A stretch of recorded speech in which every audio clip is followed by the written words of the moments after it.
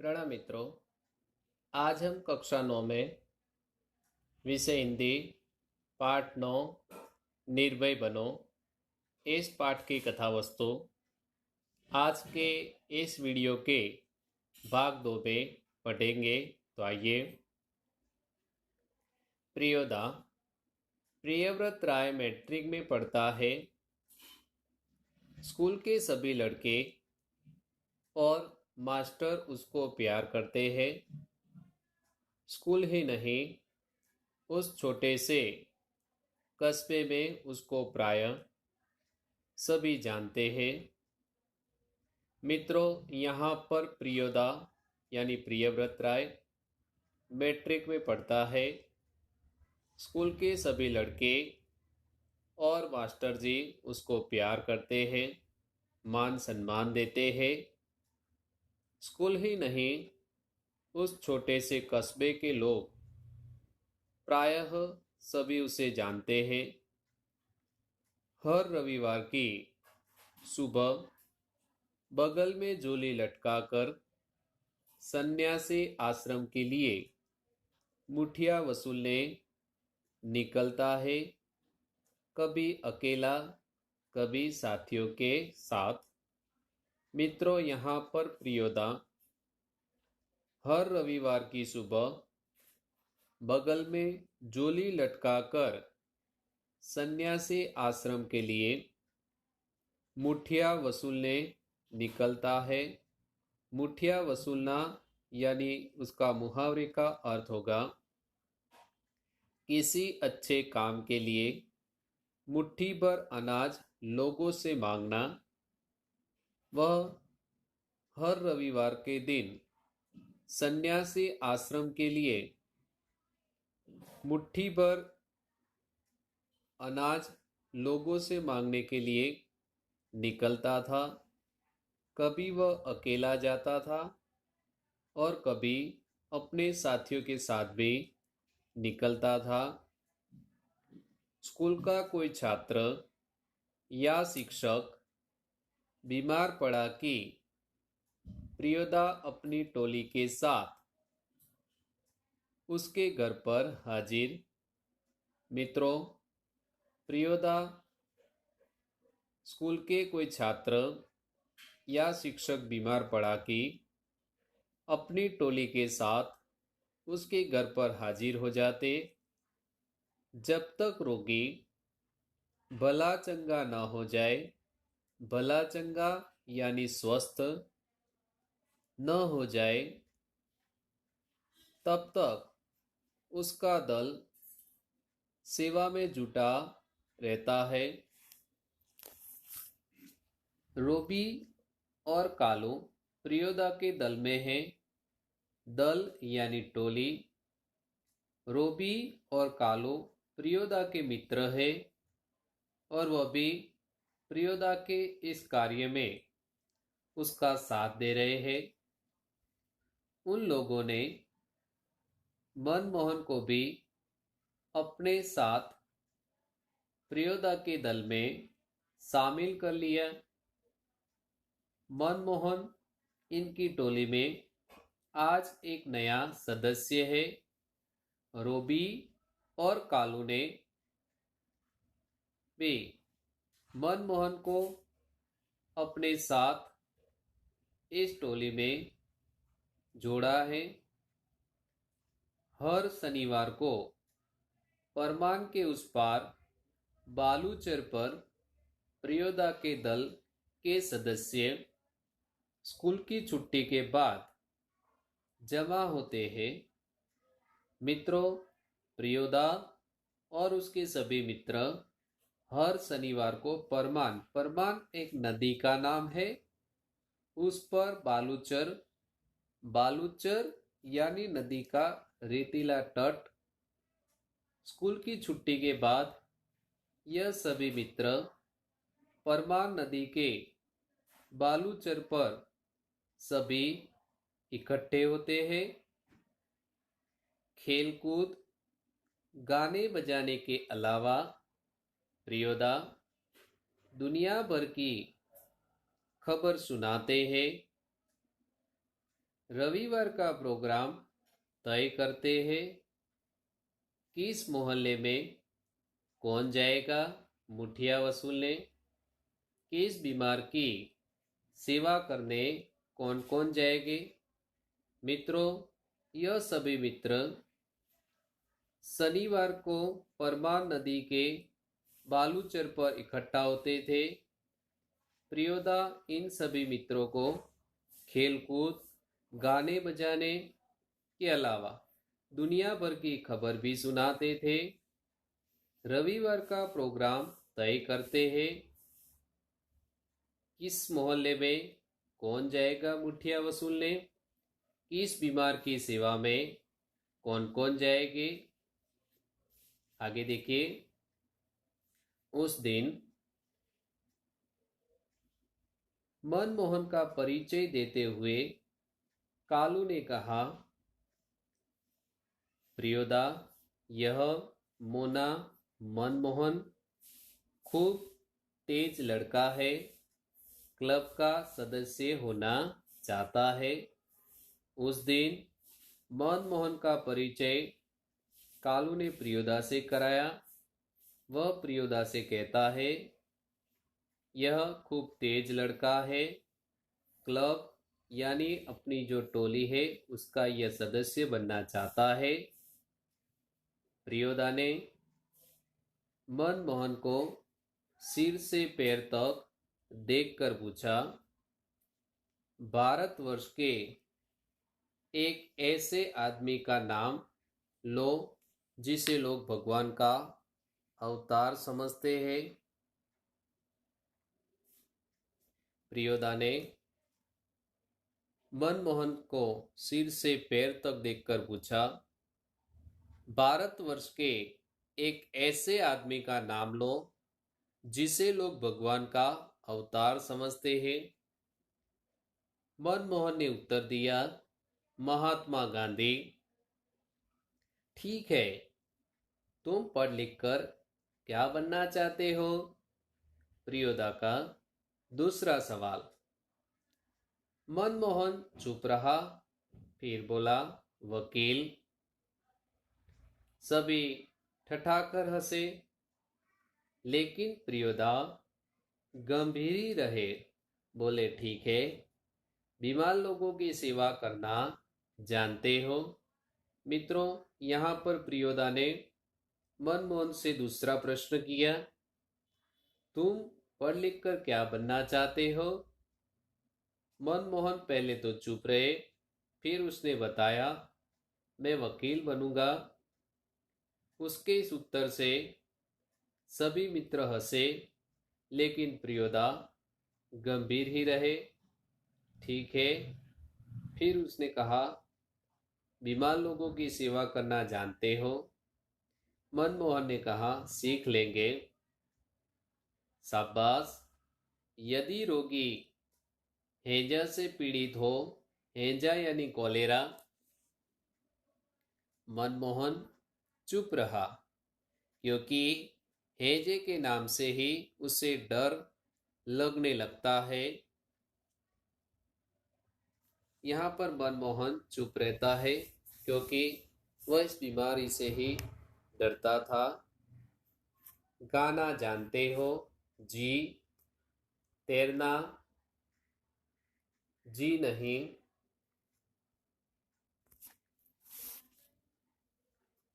जी नहीं। प्रियोदा ने सूर्यनारायण नामक सदस्य से कहा, सूरज, मोना तैरना नहीं जानता, सीख जाएगा। एक दिन उठाकर पानी में फेंक दूंगा, खुद ही तैरने लगेगा। सभी हंसे। सूर्यनारायण पढ़ने में कमजोर है, लेकिन शरीर उसका मजबूत है। रोज 100 दंड बैठक करता है। उसके साथी सूरज पहलवान कहते हैं, उसको दल के सदस्य को तैरना सिखलाना उसी का काम है। मित्रों, यहाँ पर प्रियोदा ने मनमोहन से कहा, तुम्हें तैरना आता है? तो मनमोहन ने कहा, जी नहीं।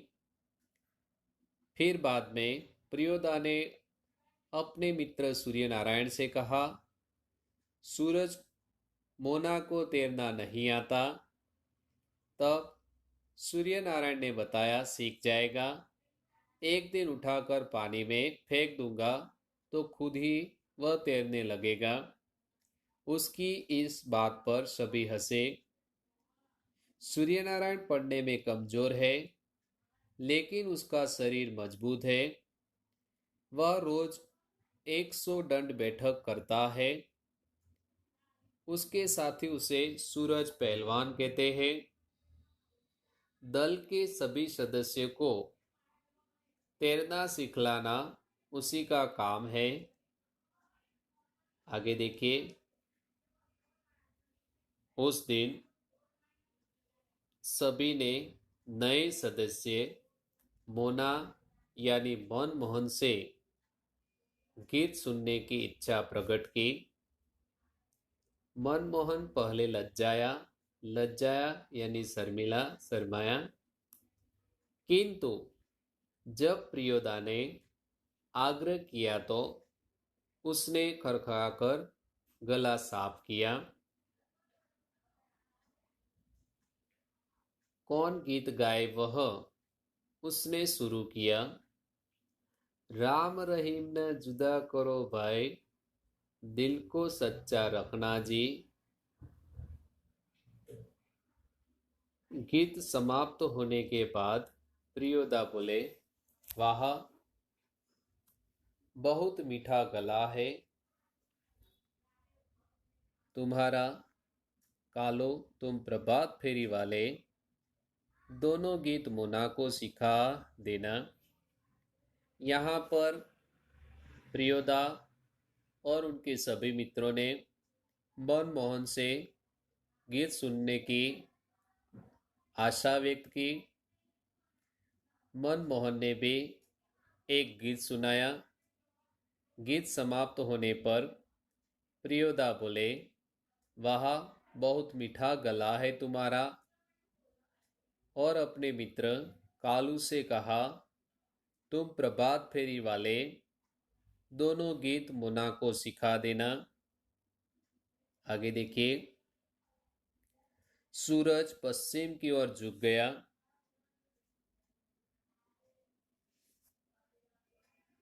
बालूचल पर लाली उतर आई। परबान की धारा पर डूबते हुए सूरज की अंतिम किरणें झील मिलाई। सूरज पश्चिम दिशा की ओर झुक रहा था। बालूचर पर लाली उतर आई थी। परमान की धारा पर डूबते सूरज की अंतिम किरणें झील मिला रही थी। पखेरु दल, पखेरु यानी पक्षी, पखेरु दल बांधकर बांस वन की ओर लौटने लगे। सभी पक्षी अपने घरों की ओर जा रहे थे। प्रियोदा के दल के सभी सदस्य पंक्ति बांधकर लौटे। पुल के पास एक गाड़ीवान तन्मय होकर गीत गा रहा था। बोला गरीबन का दिन पहिया हरब, बोला गरीब का दिन।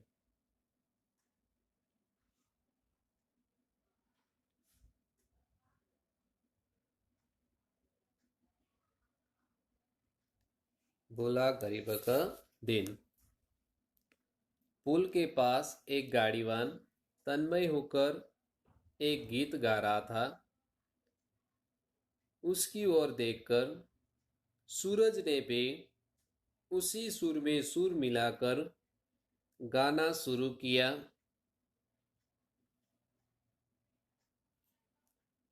एकटा जे लोटा छल, बेटा छल तीन पहिनिया, पीबत काल लोटा लेलक छीन। कृत्यानंद झा ने कहा, विद्यापति की लाचारी है। विद्यापति यानी एक कवि का नाम है। यहाँ पर मित्रों, सूरज पहलवान भी उसी गाड़ीवान के साथ वह गीत गाने लगा। लाचारी लाचारी ठटकाए सब हंसिए। बालूचर के उस पार से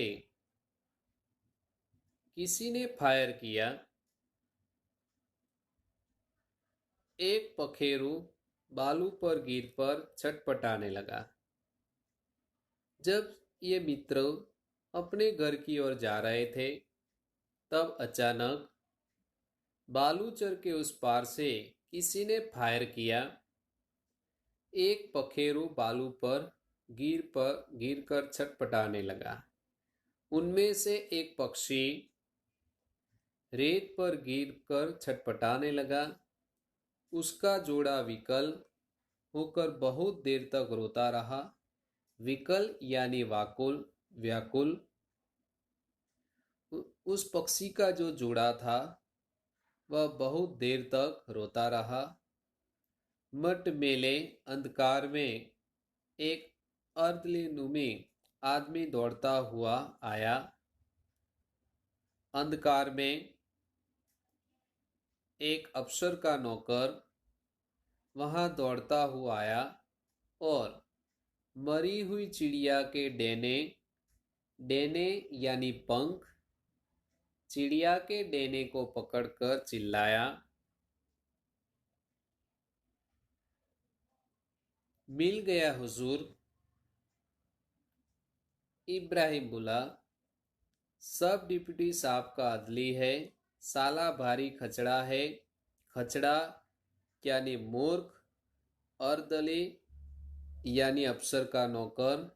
इब्राहिम बोला, सब डिप्टी साहब का यह नौकर है, साला भारी मूर्ख है।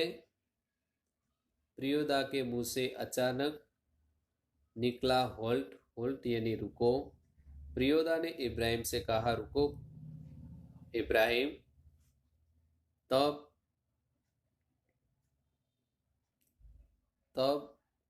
इब्राहिम को अपनी गलती का एहसास हुआ। दल का नियम है, कोई सदस्य किसी किस्म का अपशब्द या गाली मुंह से नहीं निकालेगा। इब्राहिम ने तुरंत सिर झुकाकर दल के नायक प्रियोदा के सदस्यों से माफी मांगी। बात यह है कि साले ने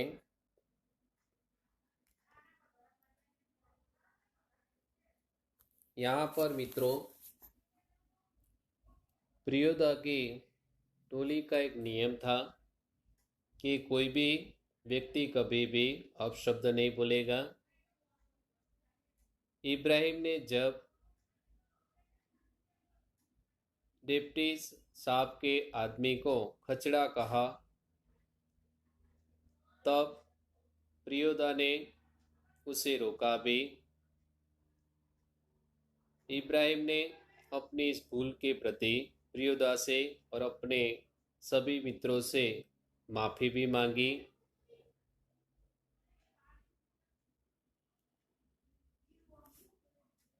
सभी हंसे। प्रियोदा ने गंभीर होकर कहा,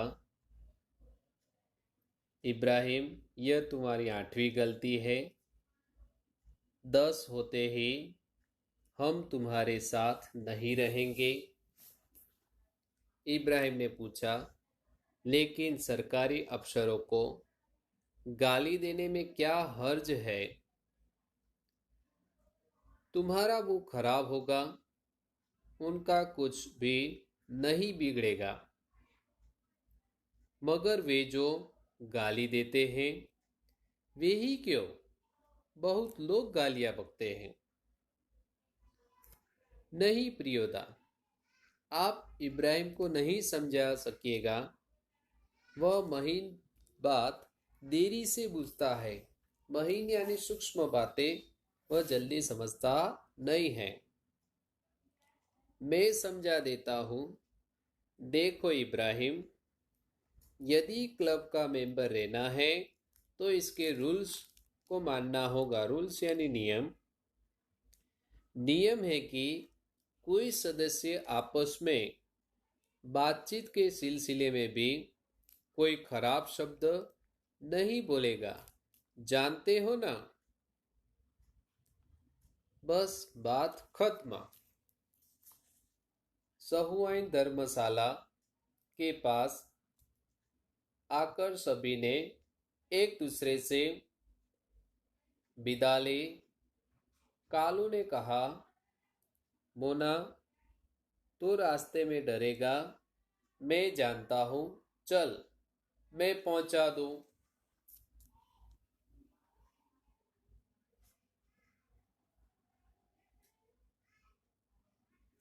प्रियोदा ने कहा, मोना डरता है, मैं उसे पहुंचा दूंगा। तू घर जा कालू। रास्ते में प्रियोदा चुप रहे। एक सुनी जगह पर आकर रुक गए। सड़क के दोनों ओर बड़े बड़े पीपल के पेड़, दोनों ओर बहुत दूर तक खंडहर और मैदान। पास के एक उजड़े हुए मकान की ओर इशारा कर प्रियोदा ने कहा, जानते हो, इस घर में कभी मुर्दों की चीरफाड़ होती थी। पोस्टमार्टम हाउस था यह। प्रियोदा और मोना अपने घर जा रहे थे तब।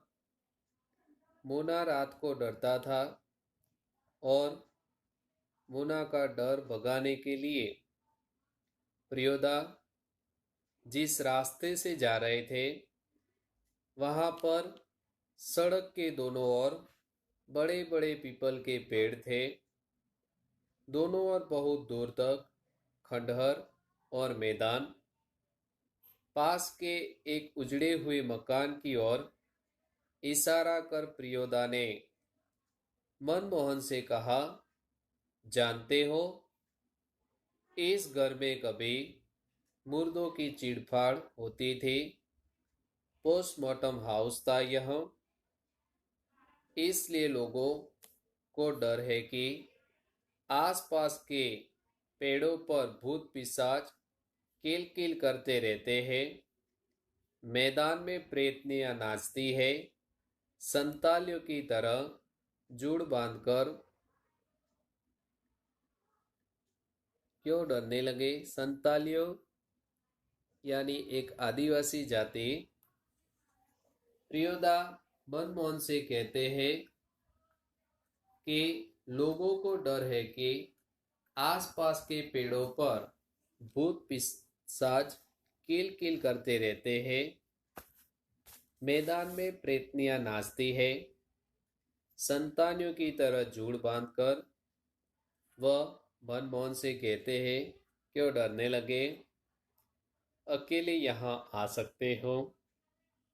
मोना ने कहा, जी नहीं। प्रियोदा हंसे और उसे बताते हैं। बोले, देख मोना, भूत प्रेत ऐसे आदमी को कभी नहीं तंग करता जो 10 का काम करता हो। प्रियोदा मनमोहन से कहते हैं, भूत प्रेत ऐसे आदमी को कभी तंग नहीं करते जो 10 का काम करते हो। तुम्हारी उम्र में मैं भी डरता था। मेरे गुरु महाजन ने मुझसे हंसकर कहा कि 10 का काम करने वाला तो खुद भूत होता है। उसको भूत क्या कर सकता है? चलो शुरू करो वह गाना, राम रहीम ना। प्रियोदा हंसकर मनमोहन से कहते हैं, जो व्यक्ति 10 का काम करता है उसे कभी भूत कुछ करते नहीं। मनमोहन गाने लगा, राम रहीम ना जुदा करो भाई, दिल को सच्चा रखना जी। ई ई ई। मित्रों, यहाँ पर हमने इस पाठ की कथा वस्तु देखी। इस पाठ में हमें निर्भयता के बहुत बड़ा गुण देखने को मिलता है। हमारे जीवन में भी बचपन से ही हमें यही गुणों का विकास करना है। प्रियोदा एक ऐसा विद्यार्थी है जो पढ़ाई के साथ साथ समाज सेवा का भी कार्य करता था। वह सन्यासी आश्रम के लिए मुट्ठी भर अनाज मांगने के लिए निकलता था। वह अपने मित्रों के साथ शिष्टाचार की भाषा भी समझता है। वह मोना को निर्भयता के गुण भी बताता है। तो मित्रों, आगे के वीडियो के भाग 3 में हम पाठ के स्वाध्याय के प्रश्नों के उत्तर के बारे में देखेंगे। प्रणाम। अस्तु।